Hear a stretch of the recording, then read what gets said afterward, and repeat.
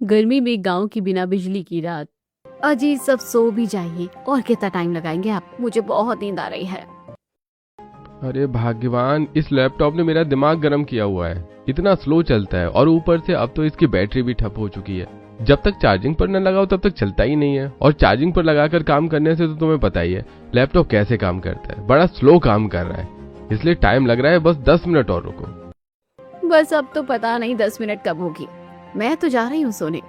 रोहन अपने रूम के study table पर लैपटॉप में काम कर रहा था और पायल जैसे ही पीछे मुड़कर बिस्तर पर सोने के लिए जाती है तभी लाइट चली जाती है। रोहन का लैपटॉप बंद हो जाता है। अरे यार, अब लाइट क्यों चली गई?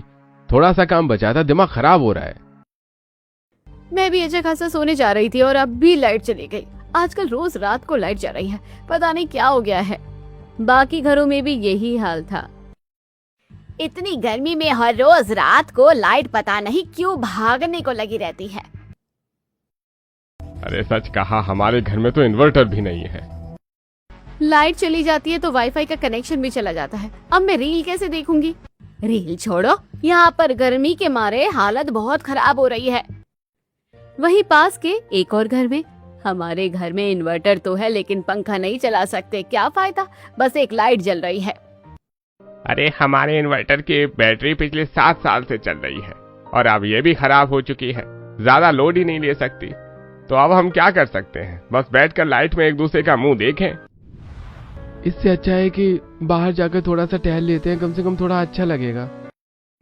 गांव के अधिकतर लोग अपने घरों से बाहर आ जाते हैं क्योंकि सबके घरों की लाइट चली गई थी और बहुत से घरों में इन्वर्टर भी नहीं था।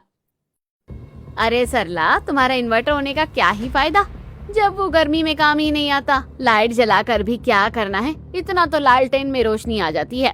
सच कह रही हो, इस इन्वर्टर को उठाकर फेंकने का मन करता है। काम का न धम का, दुश्मन अनाज का। अरे बेचारी, इन्वर्टर में कौन सा अनाज सा खा लिया तुम्हारा? अभी सरला आग बबूला हो रही है। बस बस, इतना गुस्सा ठीक नहीं, पहले ही इतनी गर्मी है। लेकिन आजकल रात को लाइट क्यों जाने लगी है? दूसरी तरफ बहुओं की मंडली होती है। कहीं खेतों में आग लगने का डर तो नहीं, इसलिए तो ऐसा नहीं हो रहा। नहीं, अब तो फसल की कटाई का समय चल रहा है। अगर फसल में आग लगने के डर से लाइट को भगाना होता तो पिछले महीने भी जरूर इस तरह होता। ये कारण तो नहीं हो सकता।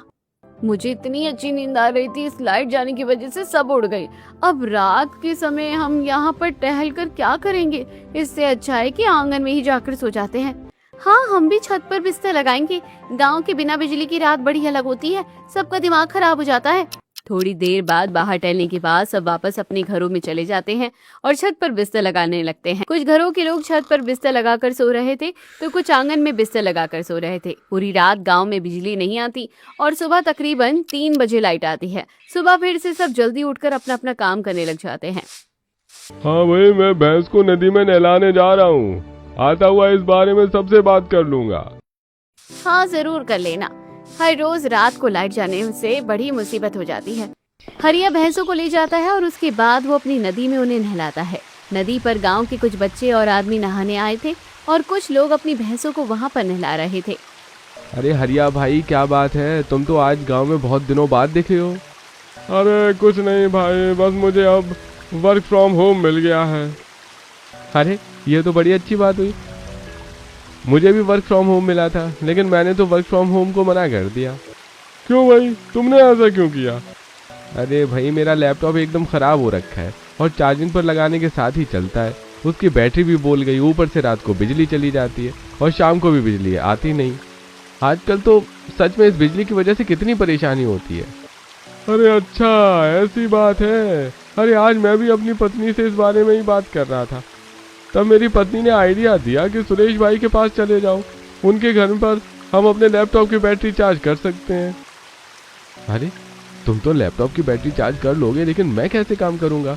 मेरे लैपटॉप की बैटरी खराब है, जब तक चार्जिंग पर लगेगा तभी तक चलेगा। अरे भाई, क्या तुम्हें पता नहीं है कि सुरेश भाई कितने अच्छे हैं? तुम्हें ज़्यादा से ज़्यादा रात के 10 बजे तक ही तो काम करना है। अगर तुम शाम को जल्दी काम करने बैठोगे तो तुम्हारा काम 8 बजे तक हो ही जाएगा। अरे तुमने तो कमाल कर दिया, बड़ा ज़बरदस्त आइडिया दिया है। चलो ठीक है, हम आज ही शाम को उनके घर चलेंगे। सुबह तो सभी के घरों में लाइट आ जाती है। हर कोई सुबह अपना सबमर्सिबल का पानी भर लेता है और अपने घरों के बाकी काम भी निपटा देता है।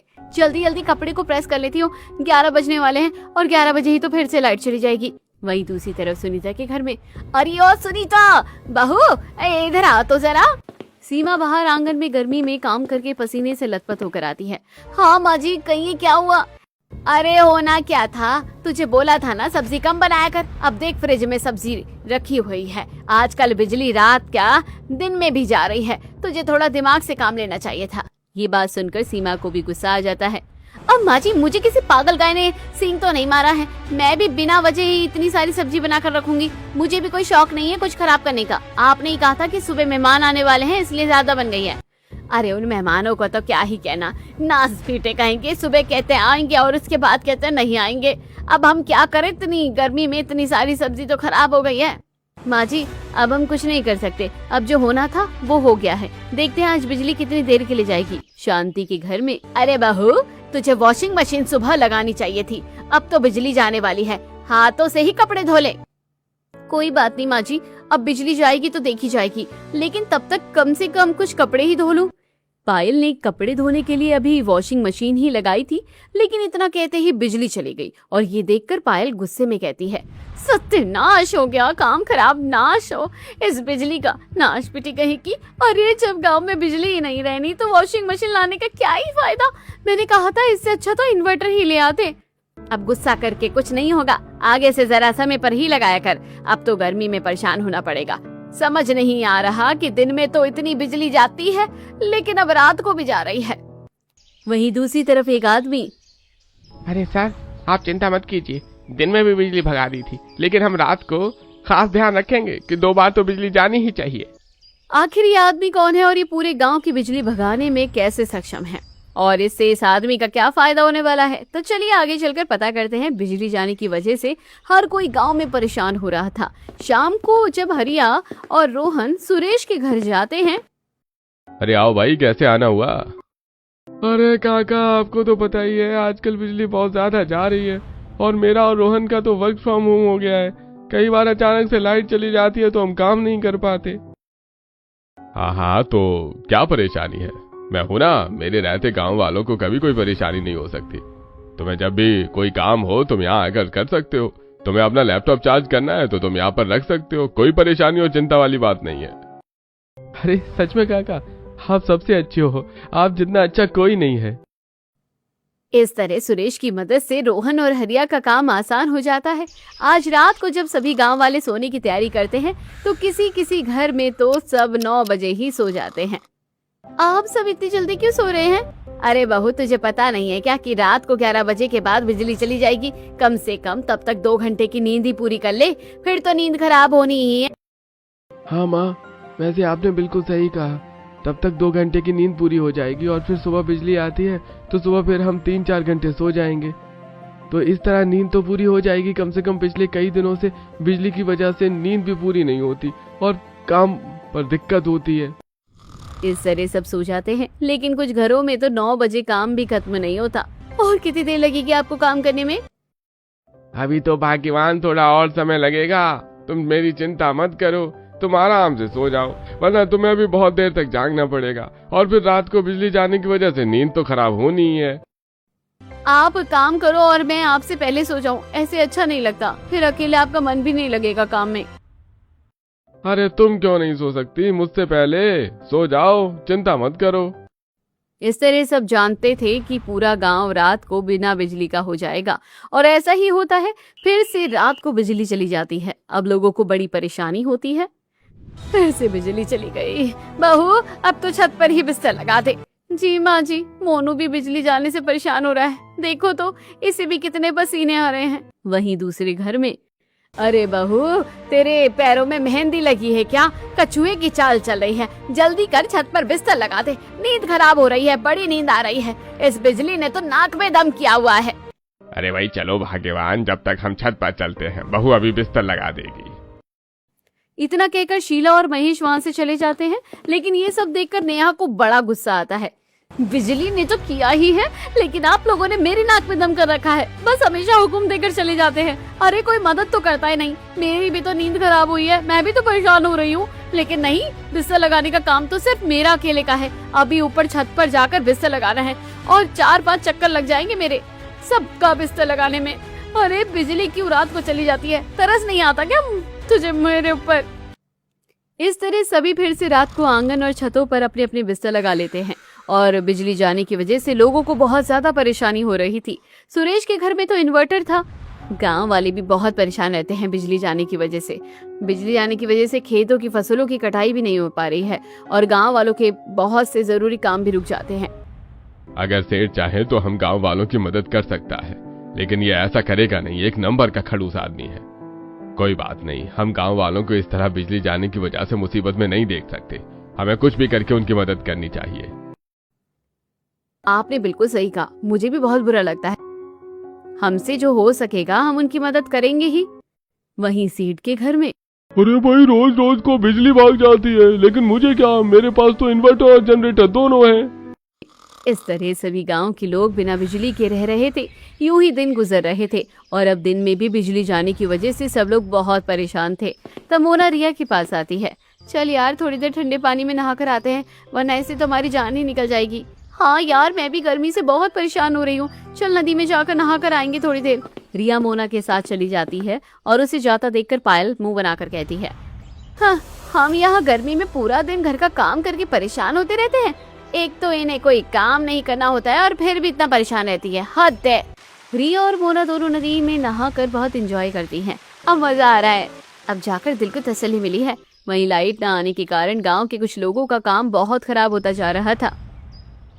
अरे भाई, फसलों की कटाई करने का समय हो गया है और अब तक हम फसलों की कटाई नहीं कर पाए। जनरेटर भी किराए पर लाना बड़ा महंगा हो रहा है और फिर जनरेटर में भी हम कितनी ही देर और कितनी सारी मशीन चला लेंगे, कोई बिजली ही नहीं रहती ज्यादा देर तक। मेरे इतने सारे ग्राहक हैं, सबको सरसों का तेल चाहिए। अब जब तक सरसों को हम नहीं छांट कर डालेंगे तब तक कैसे तेल लाएगा? हाँ भैया, हमारा काम तो फिर भी कुछ समय बाद हो जाएगा, लेकिन तुम्हें इस समय सरसों को काट कर तेल निकालना बहुत जरूरी है, वरना तुम्हारे ग्राहक टूट जाएंगे। क्यों नहीं तुम जनरेटर को लेकर एक बार सेठ जी से मदद ले लेते? हाँ भाई, लेकिन वो बहुत खड़ूस है, उससे मदद लेने का मन नहीं करता।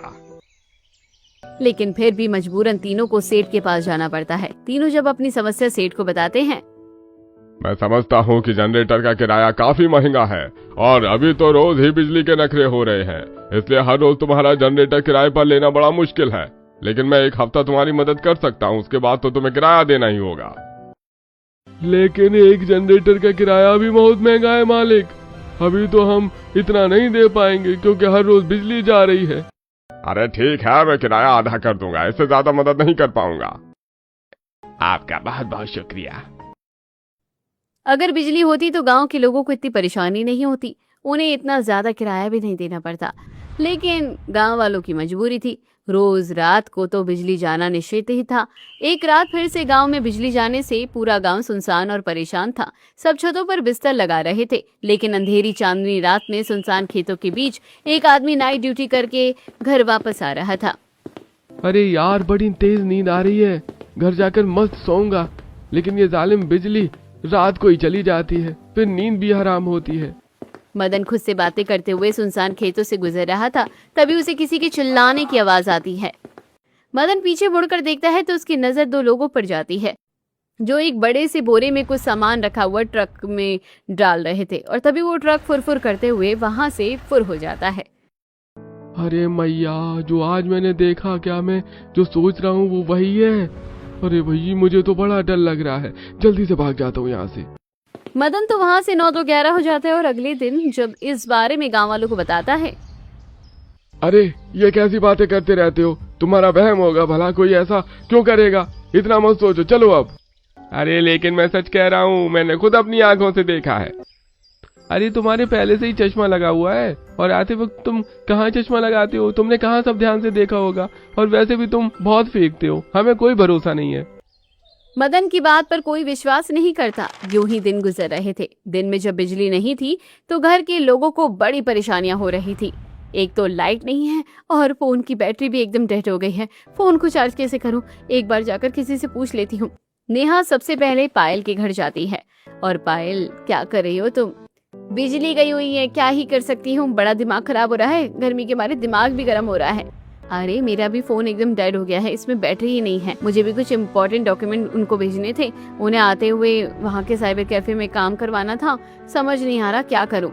सला आंटी का इन्वर्टर तो अब पूरी तरह से फूक गया है, अब तो वो 1 मिनट भी नहीं चलता, वरना वहीं से हो जाता। सच में हम तो बहुत परेशान हो गए हैं, समझ नहीं आता क्या करें। क्या तुम्हारे घर में टंकी में पानी है? अरे नहीं, टंकी में पानी नहीं है। अरे यार, इस लाइट ने तो बिल्कुल काम खराब कर दिया है।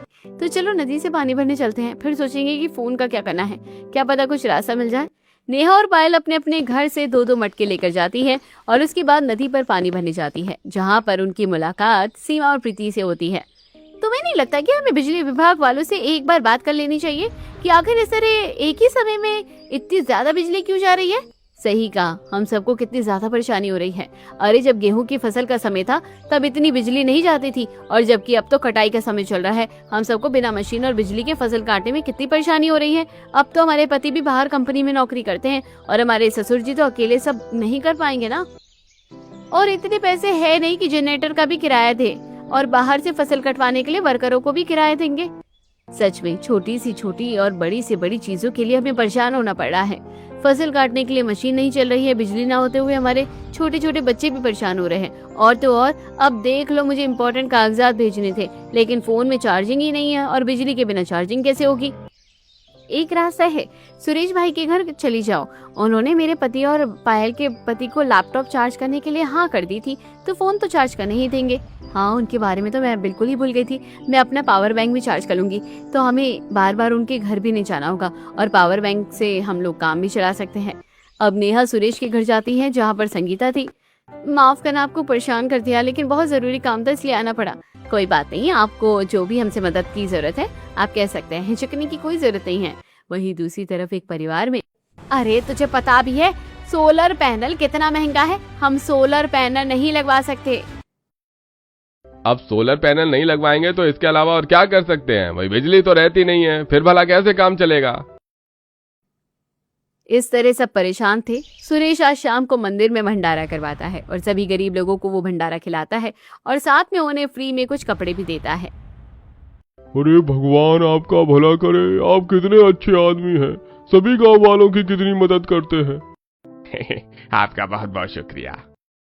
एक रात तो गांव में 8 बजे ही बिजली चली जाती है। गर्मी में गांव वाले बिना बिजली की रात बिताते हैं। 8 बजे सभी खाना खाकर बाहर टहल रहे थे। पता नहीं क्या हो रहा है, बिजली क्यों जा रही है। सही कहा, हमारी रातों की नींद हराम कर रखी है इस बिजली ने। रात को चैन से सोने नहीं देती और दिन में चैन से काम करने नहीं देती। अब इन्होंने भी बिजली के लिए जनरेटर और इन्वर्टर का इंतजाम किया है। फसलों की कटाई भी नहीं हो पा रही है। पता नहीं इस बिजली की वजह से हमें और कितनी मुसीबतों का सामना करना पड़ेगा। हम आज दिन में बात कर रहे थे कि क्यों ना हम सब बिजली विभाग वालों के पास चले, वरना ऐसे तो हम परेशान ही होते रहेंगे। हाँ, तुम बिल्कुल सही कह रही हो, हमें जाना चाहिए। मेरी भी दिन की बहुत सारी सब्जी खराब हो गई बिजली जाने की वजह से। वो तो शुक्र है सुरेश भाई का कि उन्होंने बिजली जाने के बाद हम सबकी बहुत मदद कर दी, वरना तो पता नहीं क्या हो जाता। हाँ बस बहुत हो गया, गर्मी में गांव में बिना बिजली की रात बिताना बहुत मुश्किल हो रहा है।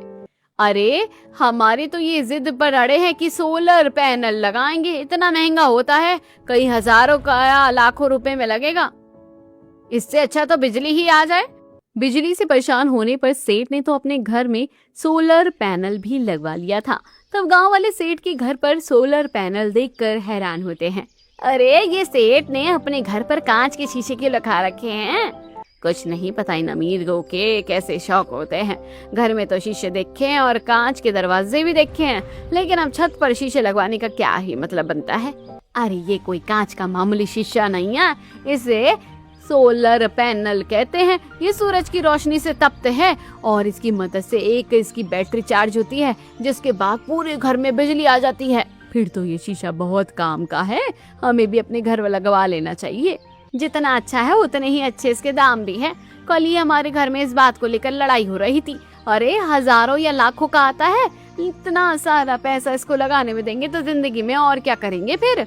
बाप रे, अगर ऐसा है तो फिर तो मुझे इतने पैसे खर्च नहीं करवाने, हम तो ऐसे ही ठीक है। वहीं दूसरी तरफ गांव के सभी लोग इकट्ठा होकर बिजली की कंप्लेंट करने के लिए दफ्तर जाते हैं। देखिए, इसमें हम कुछ नहीं कर सकते, हर तरफ ऐसा ही हो रहा है, बिजली तो काटनी ही पड़ेगी। अब हम हर समय बिजली तो नहीं दे सकते। देखिए सर, पहले दिन में बिजली जाती थी, लेकिन रात में 6 घंटे तो बिजली रहती थी। कभी कभी ही थोड़ी देर के लिए बिजली जाती थी, लेकिन अब तो पूरी रात बिजली जाती है, और साथ में दिन में भी अब बहुत ज्यादा बिजली जाने लगी। हमारे गांव में बिजली की सुविधा है, लेकिन उसके बाद भी हमें बिजली नहीं मिल रही है, तो ये तो बहुत गलत बात है। अरे देखिए, लेकिन हम इसमें कुछ नहीं कर सकते। आगे से जो ऑर्डर आते हैं हमें वही करना पड़ता है। ठीक है, अगर आप कुछ नहीं कर सकते, हम आगे से जो ऑर्डर आ रहे हैं वहीं पर कंप्लेन करेंगे। कंप्लेन करने के बाद शायद सब ठीक हो सकता है। इतना कहकर गांव वाले वहां से चले जाते हैं और रजत डरते हुए किसी को कॉल करता है। बहुत बड़ी गड़बड़ हो गई सर। गांव वाले इस बार बिजली की कंप्लेन करने को लेकर बहुत ज्यादा सीरियस है। अब हम क्या करें? अगर सच में कंप्लेन हो गई तो मामला गड़बड़ हो जाएगा। रजत को एक आदमी फोन पर कुछ बताता है, जिसे सुनने के बाद रजत मुस्कुरा कर कहता है, ये तो बहुत अच्छा आइडिया है, इससे हमारी सारी प्रॉब्लम सॉल्व हो जाएगी। एक तरफ गांव वाले इकट्ठा होकर सुरेश के पास जाते हैं। अरे आप लोगों ने कंप्लेन करके बहुत अच्छा किया, और हमें कंप्लेन तो करनी ही चाहिए भाई, वरना बिना कंप्लेन किए तो वरना गर्मी में गाँव में बिना बिजली की रातें बीतती जाएंगी और हम कुछ नहीं कर पाएंगे। आपने सही कहा काका, इसलिए आज हम वहां पर गए थे, और अब हम ऑफिशियली कंप्लेन भी दर्ज कर देंगे, और इस बार हम हार नहीं मानेंगे। अरे सुरेश भाई, एक काम और था मुझे तुमसे। क्या तुम थोड़ी देर के लिए मुझे अपना जनरेटर दे सकते हो? हमारी फसल की कटाई अगर समय पर नहीं हो पाएगी तो हमें बहुत बड़ा नुकसान हो जाएगा। अरे हाँ हाँ बिल्कुल, आप लोगों को मुझसे कुछ भी पूछने की जरूरत नहीं है। आपको जो भी चाहिए आप ले जा सकते हैं। अरे भाई, हम उस खड़ूस सेठ को आधा किराया दे रहे हैं। इससे अच्छा है कि थोड़ा बहुत जितना हमसे बन पाएगा उतना किराया हम आपको दे देंगे। आप कितने अच्छे हैं, सबके बारे में कितना सोचते हैं। अरे नहीं नहीं, मुझे कोई किराया नहीं चाहिए, बस आप लोगों की मदद होती रहे वही हमारे लिए बहुत है। अरे नहीं नहीं, ज्यादा ना सही, लेकिन हम थोड़ा बहुत किराया तो जरूर देंगे, जैसा आपको ठीक लगे।